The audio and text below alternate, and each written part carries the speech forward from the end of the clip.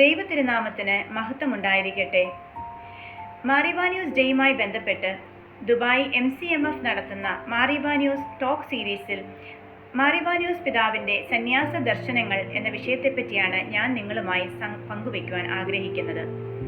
മലങ്കര സഭയ്ക്കും ക്രിസ്ത്യൻ സമൂഹത്തിനും arch bishop Geevarghese Mar Ivanios നൽകിയ മഹത്തായ സംഭാവനകളിലൊന്നാണ് സന്യാസത്തെക്കുറിച്ചുള്ള പിതാവിൻ്റെ ദർശനം. ക്രിസ്ത്യൻ സഭയുടെ പാരമ്പര്യമായും ഇന്ത്യയുടെ ആത്മീയതയുമായും പൂർണ്ണമായി യോജിച്ചിട്ടുള്ള ബദനി സന്യാസം എന്ന ജീവിത രീതി പിതാവ് സ്ഥാപിച്ചു. സന്യാസത്തിന്റെ ഭാഗമായി കാവ്യവസ്ത്രം തിരഞ്ഞെടുത്തതും അതുകൊണ്ട് തന്നെയാകണം. തന്റെ സഭയെ ആത്മീയ മരണത്തിൽ നിന്നും കരകയറ്റാൻ പിതാവ് കണ്ടെത്തിയ ഒരു മാർഗമാണ് സന്യാസം. സന്യാസവും യേശുവും തമ്മിലുള്ള ബന്ധമെന്ത്? ക്രിസ്തീയ സന്യാസത്തിന്റെ ആദർശവും പൂർണ്ണതയും നസ്രയനായ യേശുവാണല്ലോ. അതുകൊണ്ട് ദൈവദാസൻ മാർ ഇവാനിയോസ് പിതാവ് യേശുവിനെ പരിപൂർണ സന്യാസി എന്ന് വിളിക്കുന്നു. അതിനാൽ ഒരു സന്യാസി യേശുവിനെ അനുകരിച്ചും അനുസരിച്ചും കഴിയണം എന്ന് പിതാവ് പഠിപ്പിക്കുന്നു. സന്യാസം ഒരു സ്നേഹമാർഗമാണ്, കൂടാതെ അതൊരു ത്യാഗവുമാണ്. പൂർണ്ണമായി തന്നെ ത്യജിച്ചുകൊണ്ട് ദൈവമഹത്വത്തിനും മറ്റുള്ളവരുടെ രക്ഷയ്ക്കും വേണ്ടി ഒരു സന്യാസി പ്രയത്നിക്കണം. ഒരു സന്യാസി പ്രാർത്ഥിക്കേണ്ടതും ആഗ്രഹിക്കേണ്ടതും ഇതിനുള്ള കൃപയ്ക്കാണ്. ദൈവം സ്നേഹമാകുന്നു. മനുഷ്യ ജീവിതത്തിന്റെ പരമാന്ത്യം സ്നേഹസ്വരൂപനായ ദൈവം തന്നെയാകുന്നു. ആ ദൈവത്തെ സമ്പാദിക്കുക എന്നതാണ് ഒരു സന്യാസിയുടെ ജീവിത ലക്ഷ്യം. അതിനാൽ ദൈവസമ്പാദനം പരമാനന്ദം എന്ന സന്ദേശം പിതാവ് തന്റെ സന്യാസ ജീവിത സഹായി എന്ന പുസ്തകത്തിൽ കുറിച്ചുവെച്ചു.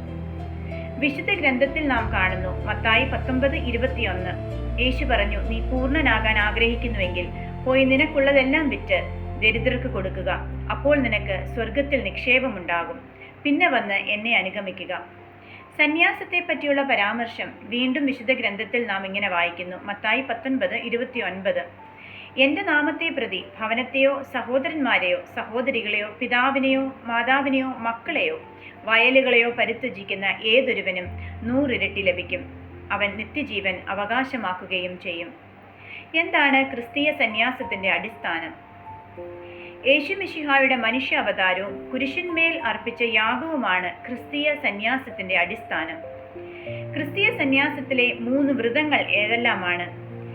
ദൈവസ്നേഹം, മനുഷ്യ സേവനവും പൂർണ്ണമായി സാധ്യമാകാൻ ബദനി ആശ്രമസ്ഥർ അനുസരണം, ബ്രഹ്മചര്യം, ദാരിദ്ര്യം എന്നീ 3 വ്രതങ്ങൾ അനുഷ്ഠിച്ചിരുന്നു. അനുസരണം: ദൈവകൽപ്പനകളും ദൈവഹിതവും പൂർണ്ണമായി അനുസരിച്ച് യേശു ജീവിച്ചു. അതുപോലെ സന്യാസിക്കും യേശു മാത്രമായിരിക്കണം ജീവിത നിയമം. ബ്രഹ്മചര്യാവ്രതം: യേശു പൂർണ്ണമായി ഇന്ദ്രിയങ്ങളെ ജയിച്ച് തന്നെ വിശുദ്ധിയിൽ അർപ്പിച്ചതുപോലെ ഒരു സന്യാസിക്ക് ദൈവം മാത്രം സ്നേഹവാചനവും പരമാനന്ദവുമായിരിക്കണം. പിതാവ് ഉപമകളിലൂടെ ഇത് വ്യക്തമാക്കുന്നു. അവസാന അത്താഴ സമയത്ത് വിശുദ്ധ യോഹന്നാനെ പോലെ ഒരു സന്യാസി യേശുവിന്റെ നെഞ്ചിൽ വിശ്രമിച്ച് സ്നേഹാർപ്പണം ചെയ്യണം. വിശുദ്ധ യോഹന്നാൻ മറിയത്തെ സംരക്ഷിച്ചതുപോലെ ഒരു സന്യാസി തന്റെ മാതാവായ തിരുസഭയെ സ്നേഹിച്ച് സംരക്ഷിക്കണം. 3 ദാരിദ്ര്യവ്രതം: ഒരു സന്യാസിക്ക് ദൈവം മാത്രമായിരിക്കണം നിക്ഷേപവും സമ്പാദ്യവും. സന്യാസം ഒരു യാഗം കൂടിയാണ് എന്നതുകൊണ്ട് നാം എന്താണ് അർത്ഥമാക്കുന്നത്? സന്യാസി ഒരു ബലിയർപ്പണ മൃഗത്തെ പോലെയാണ്. തന്റെ ജീവിതത്തെ ദൈവത്തിന് പൂർണ്ണമായി സമർപ്പിക്കണം. ഒരു ബലി മൃഗത്തെ എന്ന പോലെ സന്യാസി 6 ഘട്ടങ്ങളിലൂടെ കടന്നു പോകണം. കൂട്ടത്തിൽ നിന്നുമുള്ള വേർതിരിക്കൽ, കുടുംബ ബന്ധങ്ങളിൽ നിന്നും ഭൗതിക ആഗ്രഹങ്ങളിൽ നിന്നും ലോക സുഖങ്ങളിൽ നിന്നും ഉള്ള വേർതിരിക്കൽ. 2 ദേവാലയ കവാടത്തിൽ ഉള്ള കെട്ടിവെക്കൽ. ഒരു സന്യാസി സ്വയമേ ആശ്രമം എന്ന ദേവാലയ പരിസരത്ത് എത്തുന്നു. അവിടെ പ്രാർത്ഥന, അനുസരണം, തപസ് എന്നിവയിലൂടെ സമർപ്പണത്തിനായി തന്നെ ഒരുക്കുന്നു. ലോക ആസക്തികളിൽ നിന്നും വേർപെട്ട് യേശുവിനോടൊത്ത് തൗന എന്ന പ്രത്യേക മുറിയിൽ കഴിയുന്നു. ബലിയർപ്പണം: 3 വ്രതങ്ങളാകുന്ന കത്തി കൊണ്ട് യാഗ ദിവസം ബലിമൃഗത്തെ അറക്കുന്നു. 3 വ്രതങ്ങൾ ആകുന്ന കത്തി എന്നുദ്ദേശിക്കുന്നത് അനുസരണം, ബ്രഹ്മചര്യം, ദാരിദ്ര്യം. 4 ആന്തരിക ശുദ്ധീകരണം: തൻ്റെ ഉള്ളിലെ അഭിമാനം, അസൂയ, സ്വാർത്ഥത, കോപം, ആസക്തികൾ എന്നിവ ഒരു സന്യാസി നീക്കം ചെയ്യണം. 5 സമ്പൂർണമായ ഹോമയാഗം: ക്രിസ്തുവിനോടൊപ്പം യാഗപീഠത്തിൽ 100% ദൈവത്തിനായി ഒരു സന്യാസി തൻ്റെ ജീവിതം അർപ്പിക്കുന്നു.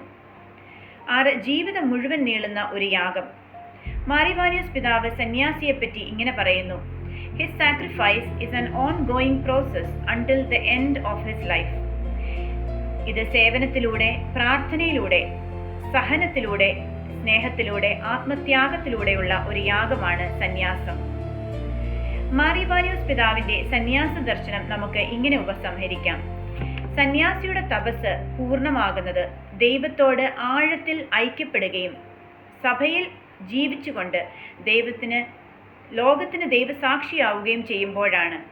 സന്യാസം ഒറ്റപ്പെട്ട ഒരു ജീവിതമല്ല, മറിച്ച് ദൈവത്തിനും സഭയ്ക്കും ലോകത്തിനുമായി അർപ്പിക്കുന്ന ഒരു സമർപ്പിത ജീവിതമാണ്.